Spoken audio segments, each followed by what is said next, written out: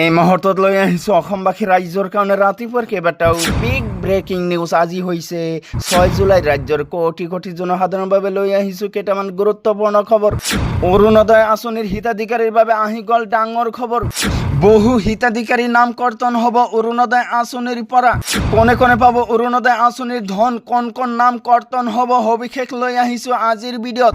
লাখ লাখ দৰিদ্ৰ পৰিয়ালৰ বাবে আহি গ'ল ভাল খবৰ। আহি গ'ল PMAY 2.0।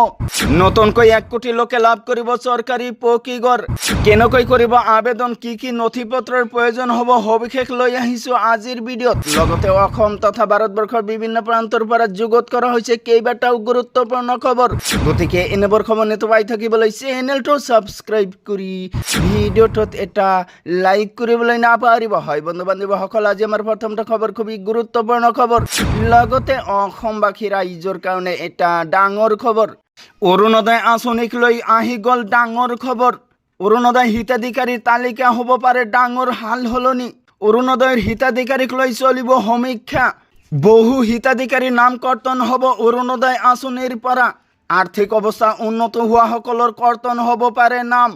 অৰুণোদয় পোৱা পৰিয়ালৰ সদস্য চৰকাৰী চাকৰি পালে কৰ্তন হ'ব নাম। অৰুণোদয়ৰ পৰা বাদ পৰা দৰিদ্ৰ, বিধৱা, অবিবাহিত মহিলা আৰু দিব্যাংগক নতুনকৈ কৰা হ'ব অন্তৰ্ভুক্ত। অৰুণোদয়ৰ হিতাধিকাৰীৰ বেংক একাউণ্টৰ সৈতে আধাৰ কাৰ্ড লিংক থকাটো বাধ্যতামূলক, অন্যথা বঞ্চিত হ'ব ধন লাভৰ পৰা।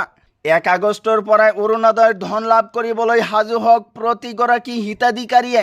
তাৰ পিছত জনাই আছোঁ আমাৰ দ্বিতীয়টো খবৰ, খুবেই গুৰুত্বপূৰ্ণ খবৰ। লগতে ৰাজ্যৰ কোটি কোটি জনসাধাৰণৰ বাবে লৈ আহিছোঁ ডাঙৰ খবৰ। আহি গ'ল PMAY আৰবান 2.0। 1 কোটি লোকৰ চৰকাৰী ঘৰৰ বাবে আৰম্ভ আবেদন। নতুনকৈ 1 কোটি লোকে লাভ কৰিব চৰকাৰী পকীঘৰ। কেনেকৈ আবেদন কৰিব, কি নথি পত্ৰৰ প্ৰয়োজন হ'ব সবিশেষ লৈ আহিছোঁ আজিৰ ভিডিঅ'ত। 5 বিধ নথিৰে কৰিব পাৰিব আবেদন। আবেদনকাৰীৰ আধাৰ কাৰ্ড, পৰিয়ালৰ সদস্যৰ আধাৰ কাৰ্ডৰ প্ৰয়োজন হ'ব। আয়ৰ প্ৰমাণ পত্ৰ, আবেদনকাৰীৰ সক্ৰিয় বেংক একাউণ্ট আৰু মাটিৰ দলিলৰ প্ৰয়োজন হ'ব আবেদনৰ সময়ত।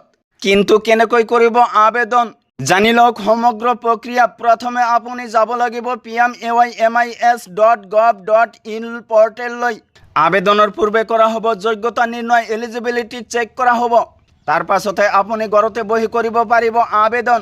আবেদন সম্পূৰ্ণ হ'লে ঘৰৰ তালিকাত অন্তৰ্ভুক্ত হ'ব হিতাধিকাৰীৰ নাম, আৰু তালিকাত নাম আহিলেই লাভ কৰিব চৰকাৰী পকীঘৰ। আপুনি এজন দৰিদ্ৰ যোগ্য ব্যক্তি কিন্তু এতিয়ালৈকে চৰকাৰী পকীঘৰ লাভ কৰা নাই, তেনেহ'লে আপোনাৰ কাৰণে এয়া ভাল খবৰ। অতি শীঘ্ৰেই কৰক আবেদন। তো বন্ধুসকল, আজিৰ মূল ভিডিঅ'ত এইখিনি ইনফৰমেশ্যন দিব লগা আছিল। ভিডিঅ'টো ভাল লাগিলে চেনেলটো ছাবস্ক্ৰাইব কৰিবলৈ নাপাহৰিব, আৰু যদি ফেচবুকত চাই আছে তেনেহ'লে পেজটো ফ'ল' কৰি লগত থাকিব। চ' থেংক ইউ ফৰ ৱাচিং ফুল ভিডিঅ'।